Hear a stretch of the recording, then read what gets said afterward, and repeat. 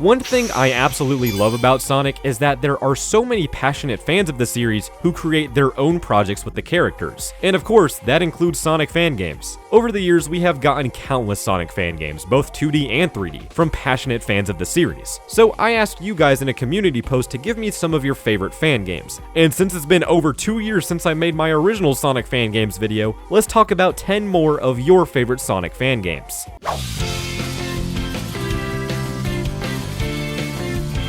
Starting it off with the first 3D Sonic fan game I was ever familiar with, and that is Sonic World. This is an absolute classic. I remember seeing so many people post Let's Plays and videos about this game way back in the day, and I remember myself as a child being like, whoa, I want to play this, but I never could because I didn't own a gaming PC. This game has been around since 2014, and has received updates with new characters, stages, and more since then. For this video, we're looking at Sonic World DX, which is the definitive version of the game, last updated in late 2023. Now, unfortunately, I have to give it some criticism right off the bat. I could not for the life of me figure out how to get this game running properly on my PC. Its options are just severely outdated. It's capped at a lower resolution, full screen mode is in 4:3 for some reason, my DualSense just doesn't work with this game no matter what external software I use, the frame rate is very spotty, and visually, it just doesn't look that good for today's standards. But that's okay. We really have to consider when this game was made for a lot of this stuff. So I'll give the visuals a pass for looking a bit rough in some places. I will say though, some of the animations look really nice, but others not so much. It's kind of bizarre. I'm not sure if they have plans to go back and redo some of the animations, but just looking at Sonic's animations compared to some of the other characters is night and day. Apart from that, I'm not sure how possible it is to fix a lot of the compatibility issues, given that this game was likely made in an older engine designed for older PCs, but I digress. So I played the game with keyboard and mouse controls, as that's listed as the recommended control scheme, and it's awkward as hell to get used to, especially if you're already accustomed to most Sonic games being played with a traditional controller. Though given that this game uses a free cam for the most part, having the mouse to move the camera around works pretty well. The characters all feel nice to play as for the most part. The physics are about what you would expect out of a Sonic adventure-like gameplay style, which is definitely what this game was going for. Instead of having things like the boost to instantly get speed, you have to utilize abilities like the spin dash and roll.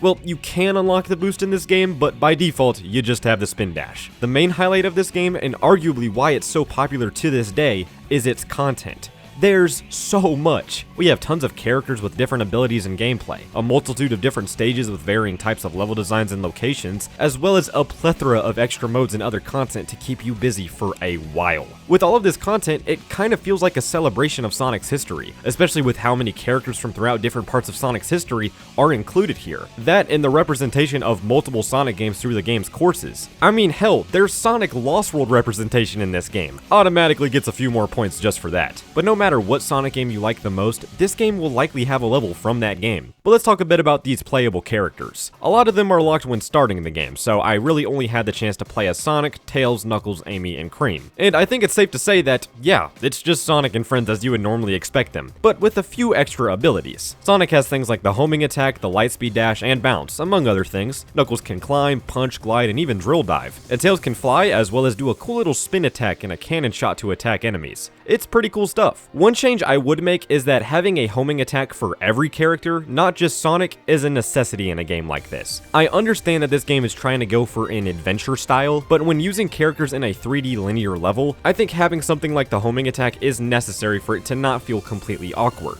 I mean, hey, that's why the homing attack was created in the first place back in Sonic Adventure. Now for the level design.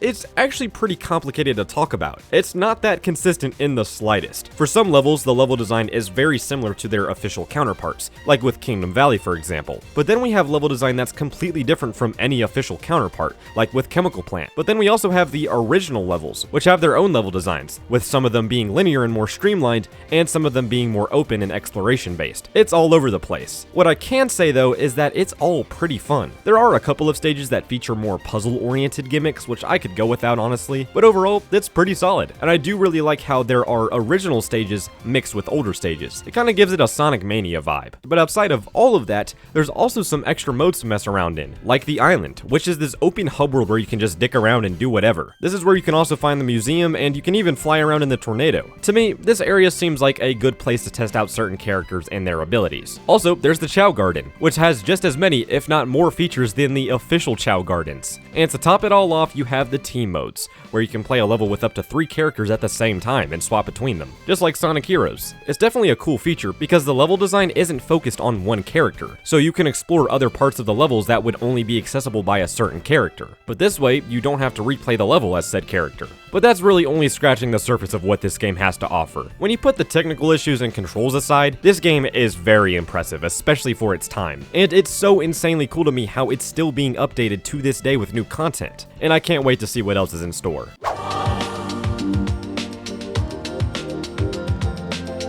For our first 2D Sonic fan game, we have Sonic Dimensions. Not to be confused with That Sonic Dimensions, or That Sonic Dimensions. In all honesty, before you all suggested it, I had no idea this game existed, and that's shocking to me. This game's been around for 8 years now. It originally dropped in 2018. Yeah, you heard that right, 2018 was 8 years ago. Let that one sink in for a moment. And after playing through this game, man, I think it's one of my favorite 2D Sonic fan games. No joke. This game surprised me. Not because I had any doubt that it would be good, it's just because I had never seen anything about this game before, and I can safely say that I was totally missing out. This is a 2D pixel-based modern Sonic boost game. Say that 10 times fast. You can definitely tell this game draws heavy inspiration from not only Sonic Rush, with its boost mechanic and level design, but also Sonic Advance and even the classic games, with some of the stage gimmicks and level design. Dimensions is an amalgamation of so many different areas of 2D Sonic's history, and it combines to create a really interesting Sonic formula that also feels very nostalgic. The second I dropped into this game, I was immediately reminded of those old Sonic Flash games that I would play in class back in elementary school. Like, remember Ultimate Flash Sonic or Sonic Final Fantasy X? Hell, even the Flash animations like Super Mario Bros. Z and Mario and Sonic Worlds in Danger. They all have a similar art style, with the pixel art and the sprites taken from the GBA Sonic games. I get an identical vibe when playing Dimensions. And that's also present in things like the sound design, the lower quality voice clips with the 2000 Sonic music, with the Rush-styled UI and menus. Like, I absolutely adore everything relating to how this game looks and sounds. But how does it play? I would say that's arguably more important. I would also say that this game is pretty damn fun. You have the option to choose between 2 playable characters, Sonic or Shadow. At the end of the day, it doesn't really matter what character you go with. They have identical movesets with some very minor differences between their abilities. Like, Shadow has this Chaos Orb ability used to attack enemies, and Sonic has the Windmill Kick, while Shadow has this Air Dash. Both characters, however, have the Boost, Spin Dash, Stomp, pretty much everything else, yeah. And you heard that right. This is a boost game, which is kind of out of the blue for a 2D Sonic fan game, and I really like it. Again, you can very clearly see the Sonic Rush influence in full effect here, and the boost mechanic in this game cements that. You go so damn fast. The game does have the Spin Dash as well, but I never found much use for it. I did find use for both the horizontal dash move of each character and the vertical boost, which lets you get extra height. My one tiny nitpick is that the button mapping is all kinds of f***ed up. Like, circle was boost, square was jump, X was stomp. I don't know if this is the fault of the game or not. If I had to guess, it's likely just something wrong with my mapping software, but I thought I'd mention it anyway. The gameplay is so damn good though, and it's very exhilarating as well. But then we get to the levels, and it's interesting. As of now, we have 7 distinct zones, each with 1 act apiece. More acts and zones are planned for the future, but with what we have now, this is already a lot of content. The zones are well designed too, both visually and layout-wise. The level environments themselves combine multiple aspects from rush levels, classic levels, etc. Again, this game is an accumulation of multiple different 2D Sonic games, and that's mostly shown in the game zones. Radiant Falls is a nice mix of Emerald Hill, a little bit of Leaf Storm, and even a hint of Coral Cave from Rush Adventure. That's 3 different zones combined into one. Starlight Speedway is up next, and I think you can probably infer that this one combines elements of Stardust Speedway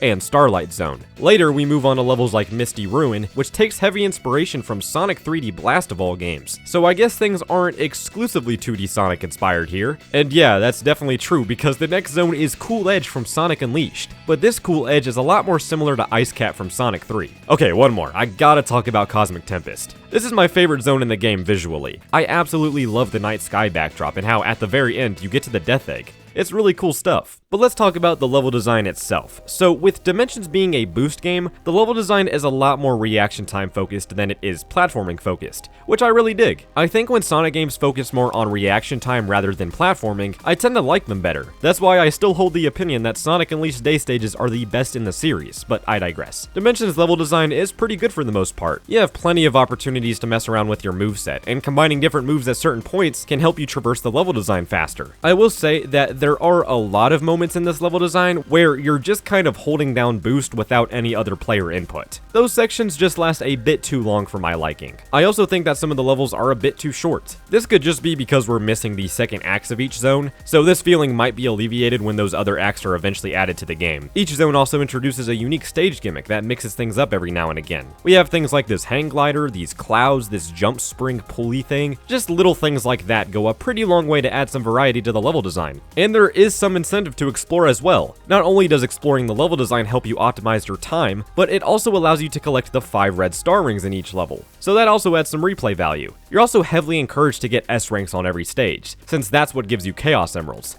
The game even has an achievement system, which is kind of unheard of for a fan game. So yeah, you're going to be busy for a pretty long time in this game, and again, that's not even the last of it. There's still more content actively in development to look forward to, and now that I've played through this game, I'm really looking forward to it. So if you're in the mood for a nostalgic and exhilarating 2D Sonic Boost game, give Sonic Dimensions a try. I'm sure you'll love it.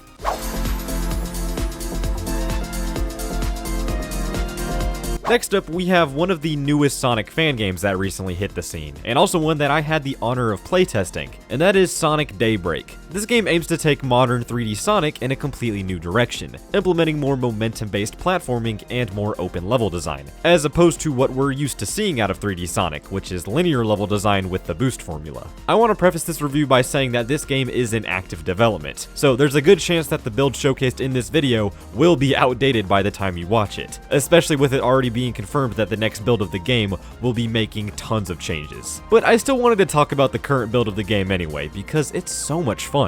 The gameplay is the main appeal of this game. Sonic's abilities are so fun and intuitive to use, especially when chained together. You have the usual things like the homing attack and light speed dash, but since this game doesn't have a boost, we instead have the spin dash, and I'm a huge fan of this. I like the boost a lot, don't get me wrong, but it really only works with certain types of games. Sonic Daybreak is much more focused on gaining and maintaining speed, and the spin dash works well for that. We also have the drop dash, and I'm not usually a fan of having it in 3D. I guess in Frontiers it was fine, but it was made completely obsolete by the spin dash. But I'm happy to say that the drop dash is one of my favorite abilities in Daybreak, and it, combined with the bounce ability, makes traversal a blast. I always found myself using the bounce to get a bit of height, then drop dashing to gain a ton of speed. It's so fun. This game also incorporates tricking, and on the surface it seems that it doesn't do much, but it kind of works like a double jump, and it's super useful when trying to stay in the air for longer. Another great move for this is the Cyclone Kick, which literally lets you boost through the air while attacking enemies. So it's safe to say that Sonic's moveset is loaded in this game.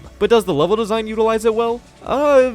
The answer is yes. This game's level design is really good for the most part. There are so many branching pathways with different set pieces and stage gimmicks. The levels are so dense with content that you can do one run of the level and then do another run that feels and looks completely different. It's insane. We only have 2 levels in the demo as of now, but both of them are filled with a ton of stage variety. I honestly think it would be unfair to talk about these levels together, so we're going to talk about them one by one. The first level is Tropical Haven, a beach-themed level filled with caves and a volcano as well. Right away, you can see the different level environments and themes being incorporated together. The level starts with you running on a boardwalk before going into this open cave area with several different platforming challenges. Then you go back outside and up to the top of this mountain, which leads you to another cave that you skydive through. You then jump across a few pillars and hills, run on some walls, go through some caves, and then skydive back down to another boardwalk area before the fucking volcano explodes, and you have to outrun the debris falling from the sky. Then you run and dash across the molten rock to get to the end of the level in front of the volcano. Got all of that? Yeah, that's the first level. It's a fantastic first impression, and is a perfect testing ground for the abilities you learn in the tutorial. The set piece with the volcano is also very impressive. The second level in the demo is Minty Slopes, a snow-themed level with a crystal cavern and a village. You actually start on a snowboard in this level, a pretty cool callback to Sonic 3. Or Sonic 06, I really hope it was Sonic 3. As you slide down the hill and dodge the flames, you go into one of the many cavern areas, which also has a quick step challenge. After you fly across some more hills and dodge more flames, you make it to the village area, which looks pretty nice. It's a nice change of scenery for sure. Then we run across some more hills, snowboard down some more hills, and we get a quick in-level cutscene with Metal Sonic. This doesn't lead to any encounter with him at the moment, but I would love to see a boss fight against him in a future build. For the final part of the level, we run through this massive crystal cave area, and it looks super dope. I will say though, I had some weird platforming troubles in this section, like this rail just didn't work right for some reason, and once we jump out of the cave, the level ends. Another great stage in the books, though I do like the first one better.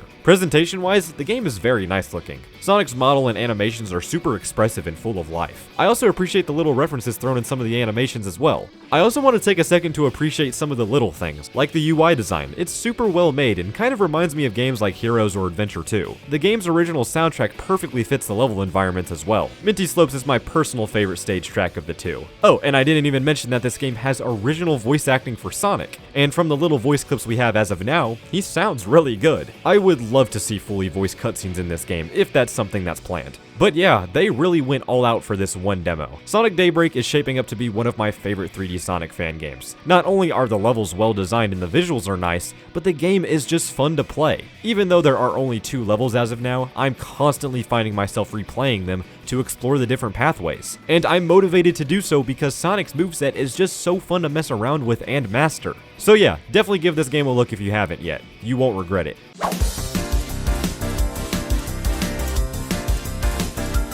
Sonic and the Moon Facility is the sequel to Sonic and the Fallen Star, a fan game that I covered in my last fan games video. Long story short, Fallen Star is a masterpiece. It quite literally checks every single box for my dream classic Sonic game. So when Stardrop revealed that they started working on a sequel to the game titled Sonic and the Moon Facility, I was super hyped. But unfortunately, things did not go to plan. After a while, it was announced that the game was completely cancelled, which does suck, yeah, but they did release a build of everything they had already finished with the game.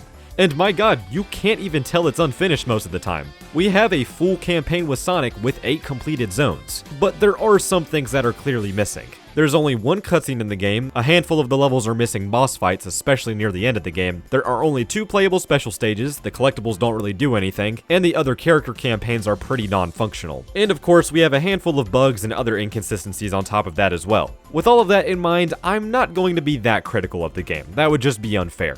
But you know what's funny? After playing through this game, I really don't have any major criticisms. I still have some minor issues, but like Fallen Star, this game is amazing. I want to talk about the art style first because oh my god, it's so damn good. This game is a joy to look at. Everything from the level environments to the sprite work and animations is just oozing with expression and color. I absolutely adore how Sonic looks in this game. His design and animations are still composed of 2D sprites, but they give so much expression and life that it reminds me a lot of things like the old Sonic CD artwork. His animations are also super quick and snappy, which fits his character perfectly. Overall, the art direction and animations give this game such a unique vibe and identity that allows it to stand apart from quite literally any other Sonic fan game. This was also the case with Fallen Star as well, so it's awesome seeing how they were able to pull it off again. And I'm happy to report that the soundtrack is also fire in this game. They went all out. Every level has its own unique track, and they all fit their respective zone themes so well. Like the first game, this game's soundtrack also incorporates so many distinct music genres while still being high tempo and energetic, which is crucial for a Sonic game. It's so good that I would even say that it could stand next to some official Sonic soundtracks.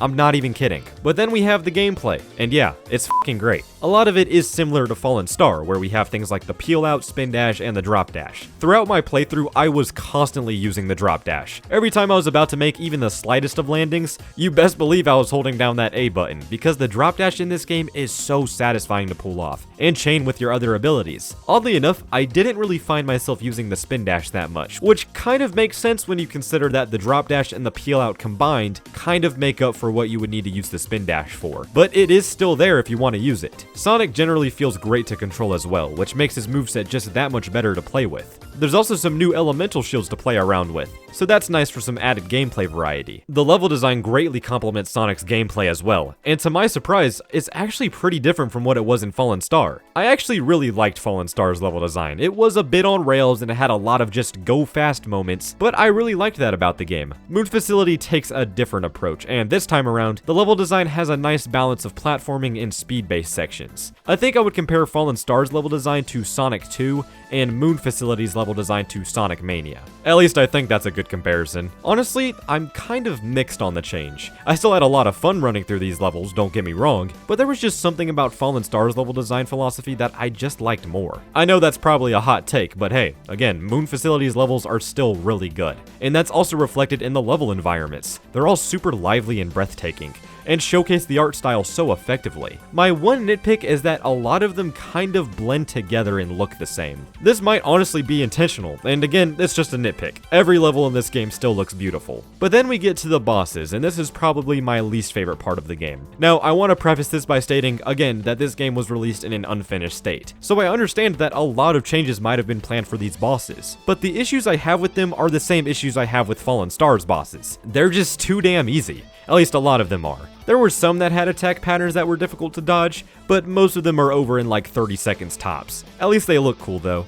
I absolutely love this game's special stages though. In each one, you go to the shooter minigame while playing as Supersonic, and you have to shoot down UFOs and collect rings to get the required score before time runs out. It's such a unique switch up on the gameplay that I can't help but appreciate it. Unfortunately, there are only 2 of them that were finished, which also means that you cannot unlock Supersonic in this game sadly. But regardless, these are really fun. We also have some other playable characters, including some new additions that weren't in Fallen Star, like Metal Sonic and Amy. Okay, for one, I just gotta say, they cooked with these character designs. Metal Sonic has this cool white moon look to him, and Amy has a cool blue sweater, and they're a blast to play as well. Metal Sonic has this super fun dash ability, which is great for speedrunning levels, and Amy has this hammer attack that also shoots projectiles. Tails is also in this game, and you know, he does the usual Tails things, he can fly and whatnot, and that's okay. I'm honestly just surprised that there are other playable characters in this game, but I love it. It just kind of sucks that the level design doesn't really complement their moves that well. You can definitely tell the levels were mainly designed with Sonic's gameplay in mind. So while Sonic in the Moon Facility may be unfinished, it's still a very good Sonic fan game, and it's still so impressive to see how much content was finished for the game. There's a lot of content here, and I'm so thankful that Stardrop allowed us to play what they had of the game. There have been a couple of fan revival projects that popped up, which aim to finish the rest of the content that Stardrop had planned, but we'll just have to wait and see how that turns out. Nonetheless, I would highly recommend this game right now, especially if you played and liked Sonic and the Fallen Star.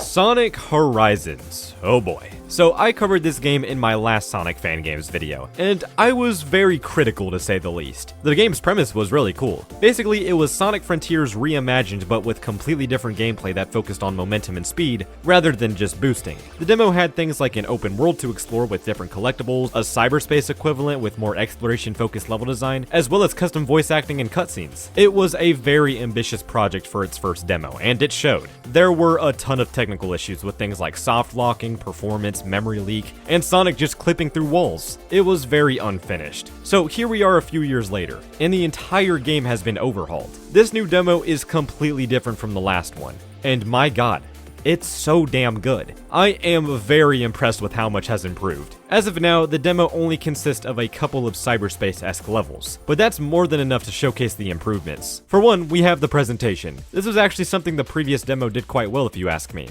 It perfectly captured that peaceful, melancholic tone that Frontiers went with. And with the new demo, it's clearly going for a more atmospheric and high-paced feel. The visuals are beautiful. Dimension Port, which is the demo's level, has a look that's very reminiscent of Null Space from Sonic Forces. Not sure if that was intentional or not, but it looks pretty good. Things like the UI and little animations both on Sonic's character and in the environment are super impressive as well. Sonic is super expressive, and I really like his design as well. The polish as a whole is off the charts here, and the music. Oh my god. It fits perfectly. The title screen music reminds me a lot of the Ori games with its ambient instrumentals and ethereal vocal samples. It sounds nice, but the level theme is actually a banger, combining elements of Atmos DMB among other subgenres of EDM. I wish they did more of this in the official games. But enough of that, time for the actual gameplay. And it actually hasn't changed that much from the original demo. You still have things like the bounce, the spin dash, the homing attack, roll, etc. I'm also really glad to see the wall dash still here. It makes the parkour abilities things when running on walls a lot more enjoyable, as it allows you to maintain your speed when jumping between walls. You can use the spin dash and roll to gain and maintain a ton of speed. Using the drop dash is also a game changer. You even have a little speed meter in the bottom left corner of the screen, which is pretty useful. If there's one thing I could change, I think the spin dash takes a little bit too long to charge up. I understand why it's like this. It makes you wait a little bit to get that giant speed boost. I get it. I just think the time should be cut down just a little bit. And then there's the rail grinding. I really appreciate the inclusion of the rail crouch. It adds some more player input when grinding on the rails, which, trust me, is a lot more important than you may think. But switching between rails feels pretty awkward. I'm not sure if it's a problem with my controller, but there's a severe amount of input delay when trying to switch between them. Overall though, the gameplay is very solid and enjoyable. And it also complements the level design extremely well. Holy shit. The main level here is fantastic. We've already talked about the aesthetics, but I also have to give some credit to the different camera angles and the seamless transitions. I can tell this took some inspiration from Shadow Generations with its Doom Zone segments, and I really dig it. The design philosophy of this level hasn't changed much from the first demo. It's still more exploration focused and reliant on you building speed with the different ramps and other obstacles. But it's just so much better here. I can tell some things were carried over with a few of the obstacles and whatnot, but I'm not walking through them anymore, so that's a plus. The stage as a whole has a perfect balance of obstacles and enemies for the most part. My only complaint really is that the level feels kind of padded. I have no issue with longer levels in concept, it just needs to have interesting level design throughout. But there were just a lot of segments in this level that felt very similar to one another. Another little nitpick I have is the wall at the very end of the level. It just goes on for a pretty long time, but again, it's just a nitpick. When we put all of that aside, the level design as a whole just flows a lot better than it did before. It feels rewarding to gain a ton of speed and chain different abilities together, and that's what every Sonic level, official or not, should strive to do. So yeah, I'm very impressed with this demo. I wish I played it sooner, honestly. This demo came out in December of 2024. I can't believe I slept on it for so long. It's extremely cool to me how they were able to not only scrap what work was done on the game and overhaul it, but also implement completely new ideas that just work so much better. A bunch of footage for a new open world area has already been shown off, and it looks beautiful. So I am very much looking forward to the future of this project. When the next update of the game eventually rolls around, I'm there no matter what.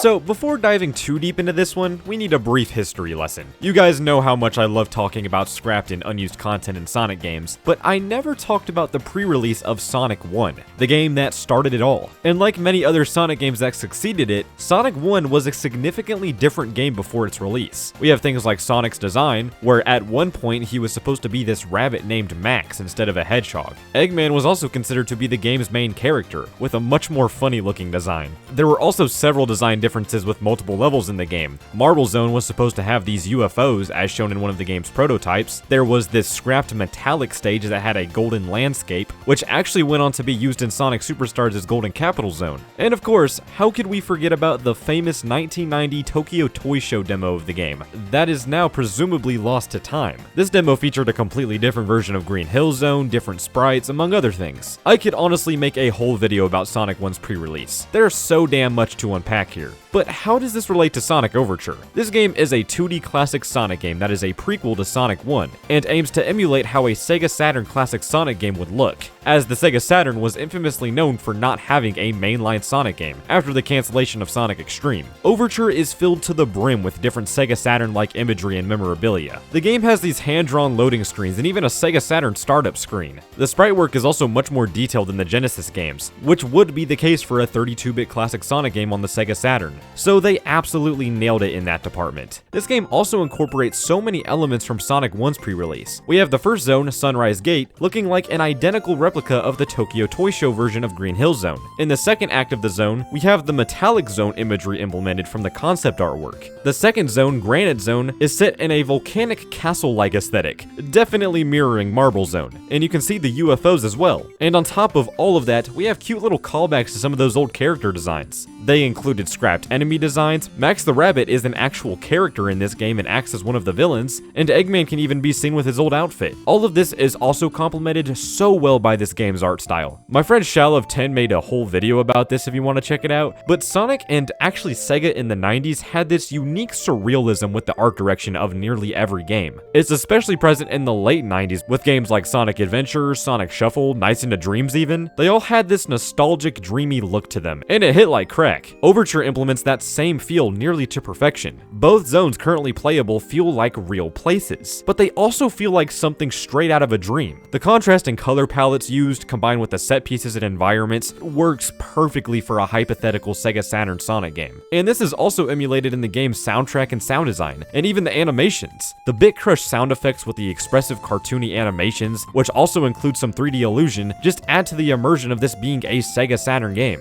The soundtrack sounds a lot like Knuckles Chaotix' soundtrack. Every track has that fun, dreamy feel to it, and it works so well with the levels. But what about the gameplay? Well, it's just classic Sonic through and through. It's really nothing different for the most part. If you're used to how Sonic 1, Sonic 2, and Sonic 3 play, then this game will just come as second nature to you. There is one interesting change I want to talk about, and that's the link system. I definitely see the parallels to Nights into Dreams, and I love that. This is basically just a combo system, where you have to defeat several enemies in succession to get more links. At the moment, it's pretty much here just for fun, but I can imagine that in the future, it will introduce a fun switch up to the gameplay. There are also these pillars that you can stand on and jump off of. It's not anything too crazy, but it does give the game a bit more personality. Now, the level design is interesting. It actually changes drastically between each act. In the first act of Sunrise Gate, it feels like an extension of Sonic 1's Green Hill. In the original Green Hill, you had the top pathways being more open, with the bottom pathways being more hazardous. The same thing can be said about Sunrise Gate, but when you think the level is about to end, it just keeps going. Act 2 focuses a lot more on maintaining speed, with the multiple ramps and loops. It has a lot of similarities to Stardust Speedway from Sonic CD. Both acts of Granite Zone feel much denser and more intricate in design. There are plenty of hazards and platforming segments to keep you engaged. I definitely prefer Sunrise Gate, but both zones are very well designed, and also effectively implement both the Sega Saturn elements as well as the Sonic 1 pre-release elements. We also have a boss fight at the end of the demo, and it's kind of jank. You're flying through the air on a Sega Saturn logo, chasing Eggman. The camera is put behind Sonic, and the depth perception is about what you would expect. It's kind of hard to read the obstacles and where Sonic is in relation to them at times. Apart from that though, it is a pretty easy fight. You just gotta charge up your dash attack and dash into Eggman. Really, the only challenge is properly aiming Sonic so he hits Eggman. But after you finish the fight, the demo ends. That's all we have from Sonic Overture so far. I really hope this game gets revisited in the future. It's just such a unique take on classic Sonic, and it implements so many cool little details and imagery that give the game such an interesting look and feel. Sonic Overture is a true love letter to Sonic 1's pre-release history, as well as the Sega Saturn, which I'm a big fan of since I think the Sega Saturn is a very underrated console. Again, the game perfectly emulates that same feeling and look that a lot of old Sega games had, and it's a design that I hope is revisited in the future.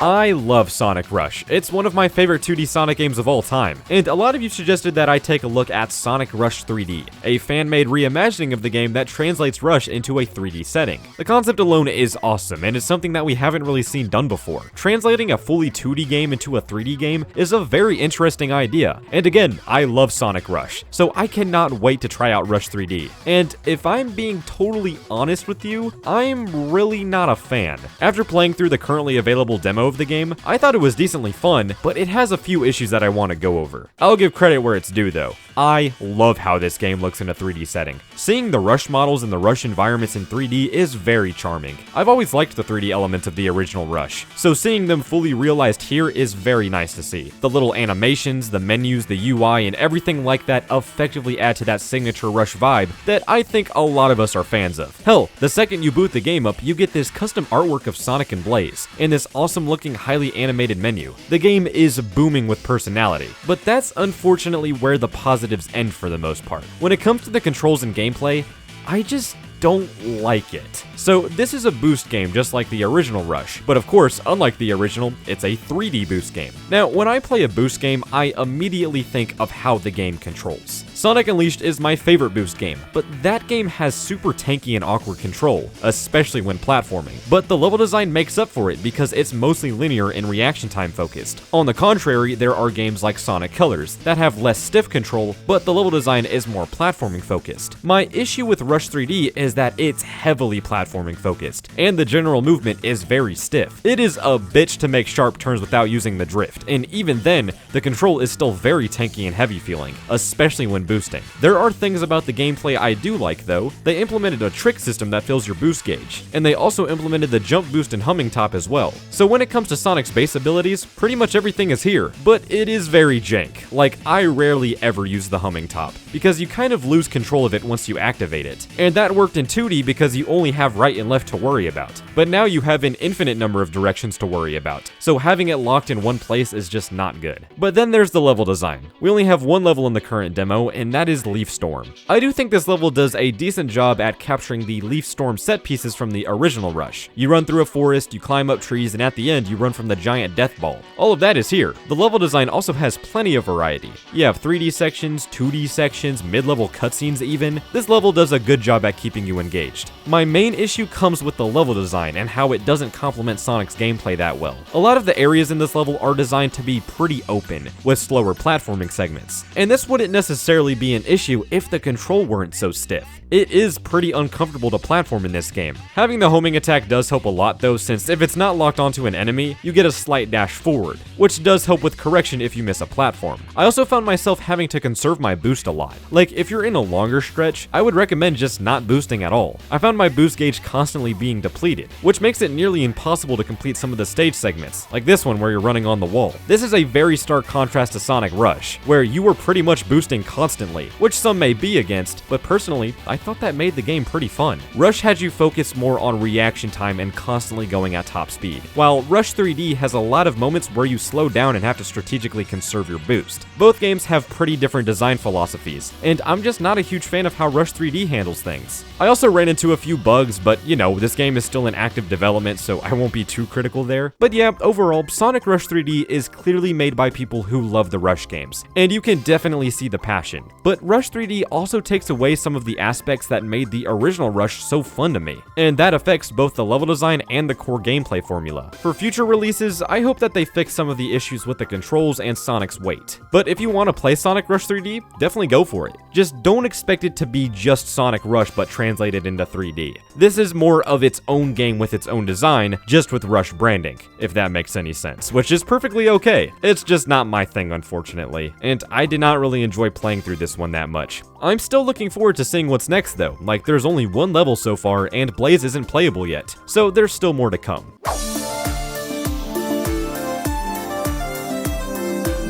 On the surface, Sonic Quantum Collision may just seem like another 2D classic Sonic fan game, and while that's not entirely wrong, it also has a unique twist. This is modern Sonic. Quantum Collision aims to bridge the gap between modern and classic Sonic, even more so than games like Pocket Adventure and Advance already did. I'm a huge fan of this idea. As much as I like classic Sonic as a character, modern Sonic is just so much cooler if you ask me. But I still really like the classic Sonic gameplay, so seeing both of those worlds collide here is not only surprising to see, but it's also refreshing. Everything about this game is designed with both aspects of classic Sonic and aspects of modern Sonic in mind. The art direction is very unique to say the least. The environments are made up of this heavily detailed pixel art. The backgrounds are also very dense and have several different layers, adding tons of depth. The character designs honestly had to grow on me. Seeing modern Sonic portrayed like this caught me off guard at first, I'll admit it. Compared to Sonic as he's seen in the Genesis games, this Sonic is a bit taller and more lanky. He also has pointier quills and those signature green eyes. His animations make him super expressive as well. Like when he's running, he puts his arms behind his back and his ears bob up and down. When he goes underwater, you can see him hold a bubble in his mouth. The attention to detail is off the charts here. It's fantastic. This game also has hand-drawn cutscenes in between levels. Well, it doesn't have that many as of now, unfortunately, but what's here looks really nice. The art style here is simplistic but effective. I would love to see more. The game's soundtrack incorporates that Genesis Sonic sound, but with more modern instrumentation. It sounds a bit strange at first listen, but I think it fits the vibe of the game quite well. Now, the gameplay doesn't really incorporate anything related to modern Sonic. The gameplay is the standard classic formula we all know and love, spin dashes and all.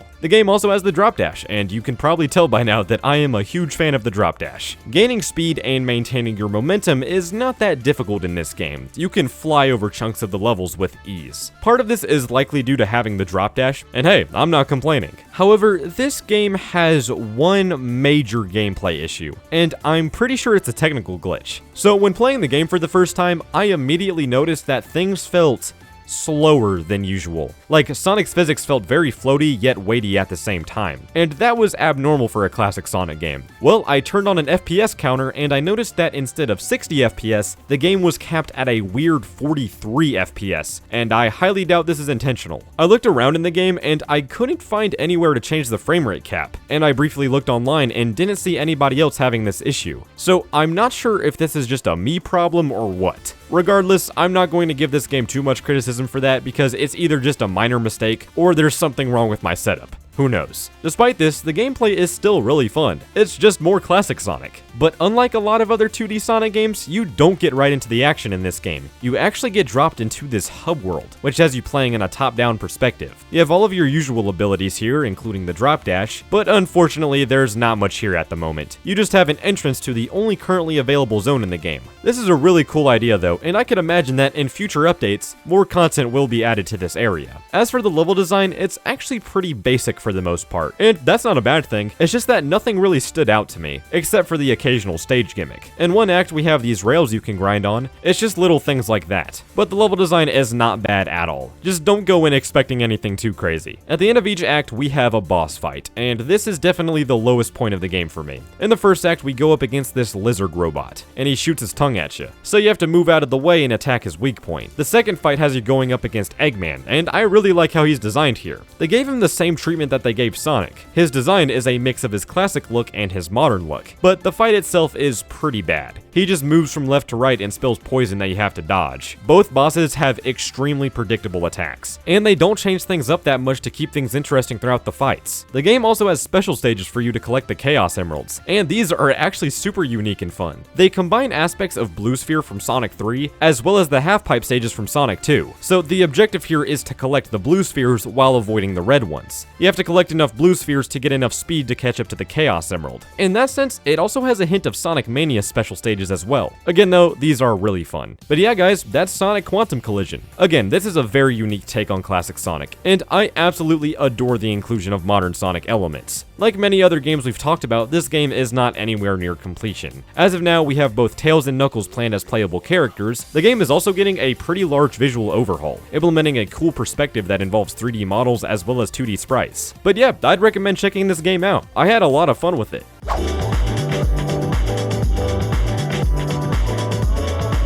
Sonic Storm is another game I had no idea existed until one of you suggested it to me. And my god, just like Sonic Dimensions, it's safe to say that I've been missing out. This is one of the most innovative and unique Sonic fan games I have ever played. Hell, you could just look at it and tell. This game is heavily inspired by the Y2K/early 2000s PlayStation era of gaming. It also has a vibe and style that's heavily reminiscent of Jet Set Radio, and that's definitely not a coincidence. The Jet Set Radio influence is prevalent throughout the entire game, including the art direction, for example. This game's art style has a lot of gritty visuals with a bunch of wacky colors and stylized artwork. The game is even run at a lower resolution with a 4:3 aspect ratio for some added immersion. It's very fitting for that early 2000s vibe. One of the most drastic changes is the character designs. Sonic looks completely different from what we're used to seeing. He's very tall and blocky, and his proportions make him look a lot more humanoid than usual. It's a nice switch up that fits perfectly with the rest of the game. There's also a lot of cool artwork of his new design, as we can see in the bottom left here. It looks so badass. The gameplay is a unique spin on traditional modern Sonic gameplay. I can't lie, I'm not a fan of Sonic's basic control. It's just a little too sensitive and slippery for my liking. But thankfully, his moveset makes up for it. We have abilities like the homing attack, light speed dash, roll, and more. But the way you have to use those abilities in this game is very different. I actually found myself using the light speed dash the most out of any of the abilities in this game, because it's mostly used to get height. There are tons of ring trails for you to use the light speed dash. The roll is useful for gaining a ton of speed and momentum. The physics of this game are really well made. Rolling down hills and using that speed to launch off of them feels super natural. Rail grinding is also a major aspect of this game, and it's not automatic either. You need to have enough speed built up to ride across them easily. The homing attack is interesting because it's not really used for homing attacking enemies to get to different places. Instead, we have these enemies that you have to homing attack multiple times. I wonder if this is possibly hinting at more combat moves being added in the future, which would be pretty cool. We also have these special abilities that you can use when you're gauging stage is filled up at the bottom here. As you roll, you can press the jump button to get some more height, and I found myself using this a lot with Sonic's new parkour abilities. This is my favorite part of the game. So Sonic has a lot of parkour abilities, where if you do something like a homing attack against a wall, Sonic will quickly jump up the wall and climb up the ledge. It reminds me a lot of Sonic Lost World, and it's really cool seeing a fan game including something like that. My only other issue with the gameplay is that the camera is very jank. It's all over the place sometimes. Like, there's this one interior area with a bunch of rails, and the camera just gets all kinds of f***ed up. It's a headache. But that aside, the gameplay in this game is super fun and satisfying. And the level design is great too. There's only one level as of now, but it's so big that you could easily spend hours just running around and messing with your moves. It's like one giant playground with multiple different set pieces and locations that house different obstacles, enemies, and stage hazards. You start on the ground here, learning your abilities, then you go into this giant vertical interior area, then you run across these large platforms with those enemies I was talking about earlier, then you make your way to these tall hills that have these weird slingshot thingies that did take a minute to get used to. There's a lot to digest here, and it's all really fun to play. Another thing I want to briefly talk about is this game's soundtrack. Now, considering the aesthetic this game is going for, I was sort of expecting something along the lines of Jet Set Radio or Sonic Rush, and I think that's what the soundtrack is trying to go for, maybe? Okay, I'm just going to say it. The track featured in the main level is just not good. It's just very repetitive and kind of ear-piercing. Thankfully though, it seems that this has already been addressed, as the team has been releasing tracks that are going to be featured in an upcoming demo of the game. And this sounds fire. It has a nice mix of drum and bass, rock, jungle, and more. These tracks have a sound that heavily resembles Sonic Rush, and it fits so well. I absolutely cannot wait to play the game with these tracks when the new demo rolls around. But for now, that's all we have for Sonic Storm. This is another fan game that's in the early stages of its life, meaning that a lot of these things might change in the future, but what we have now has absolutely sold me on the concept. It has a cool visual style, and it's a fun game to play. What more could you ask for, really? It's just such a cool game, and I'm very glad it was suggested for this video.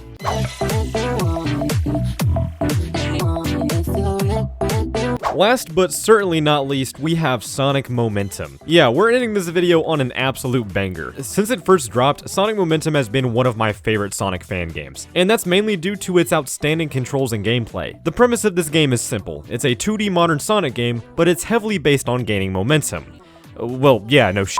It combines that with multiple elements from Sonic Frontiers, including combat and cyberspace, into one gameplay style. Top it off with multiple playable characters, great level design, and a banger soundtrack, and this game is truly something special. But let's talk about the gameplay. We have 3 different characters to choose from, each of which have drastically different abilities. We have Sonic, Tails, and Knuckles. So let's start with the man himself. Since this game is based on gaining and maintaining your speed, the boost is not present. Instead, we have moves like the spin dash and roll that you use to take advantage of the level design. In doing this, you build up your momentum meter, and when it's maxed out, you get a nice speed boost. So already, there's a lot of strategy involved there. Sonic also has these special moves like the stomp, dash, and even this upward jump move. This makes it so you have to worry not only about gaining speed, but in some cases, getting vertical height as well. And that's something that Momentum does flawlessly. Chaining these moves together to get to different places in different directions is so intuitive. And using those same moves to build your momentum, which you can also use to get to those different places, is genius. But then we have Tails' gameplay, and it's a bit different from Sonic's. Instead of having a vertical jump like Sonic, Tails can fly for a short period. And instead of a homing attack, Tails has these projectiles that lock onto enemies. It kind of reminds me of the combat in Ori and the Blind Forest if you played that game, and I just realized that's the second time I've mentioned Ori this video. Knuckles is also here, and he has a lot more combat-oriented abilities. One of his best abilities is this directional dash move. So you hold down the action button and aim where you want to dash. This move is so useful for getting to tough-to-reach spots, and it makes Knuckles really worthwhile to play as. But I think Sonic is still my favorite character in this game.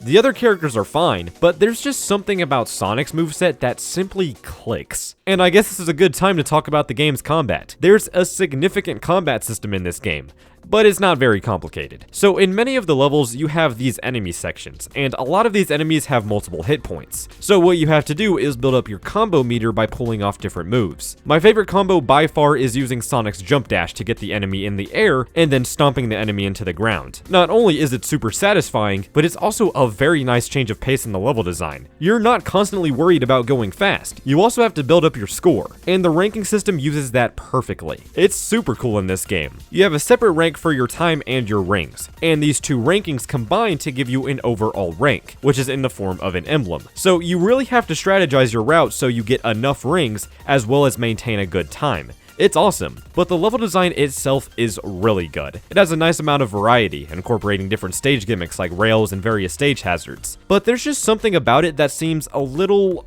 uninteresting. It might just be a visual thing, honestly. That, and you can very clearly tell that the levels were mainly designed with Sonic's gameplay in mind. It just flows best with Sonic's moveset. That also may be another reason why I prefer Sonic over the other characters. As for the art direction, I love it. It incorporates a cyberspace-esque aesthetic with modern pixel art, and it works really well. I also appreciate the original level environments, and all of them look great and are visually distinct from one another. My only minor nitpick is that a lot of these levels feel sort of detached from that cyberspace aesthetic that they're going with. But the music more than makes up for that. Holy shit. This game has one of the best soundtracks out of any fan game I've played. Just like Cyberspace and Sonic Frontiers, it has a nice variety of different electronic music genres, with a high tempo. It fits right in with the levels and the speed you're going at. But yeah, Sonic Momentum is a fantastic fan game. Again, it's one of, if not my favorite 2D Sonic fan games. The gameplay is just so unique, and it's so well made. Combining those new abilities with Sonic's speed is quite literally addictive to play. Once you start this game, you're not going to be able to put it down. I guarantee that. And if you don't have a PC, this game also has an Android port, so you can enjoy this game on the go as well. Momentum is truly amazing. So there you have it. That's another batch of your favorite Sonic fan games. Despite the criticisms I gave a lot of these fan games, I think it's still amazing that Sonic fans can make their own games like this. It just shows how creative and passionate this fandom is. Huge shout out to all of the fan games featured, as well as their creators. I'll leave links to all of these projects in the description down below for you guys to check out. And I don't usually like asking this, but if you guys did enjoy this video, maybe leave a like and subscribe. This video took a lot of work and time to make, so I would greatly appreciate your support. And if you haven't yet, check out the first fan game video I made. It's a little old, but it still has more fan games for you to check out. And finally, let me know your personal favorite Sonic fan game in the comments down below. But that's all for me. Thank you all so much for watching, and I'll see you all later. Goodbye.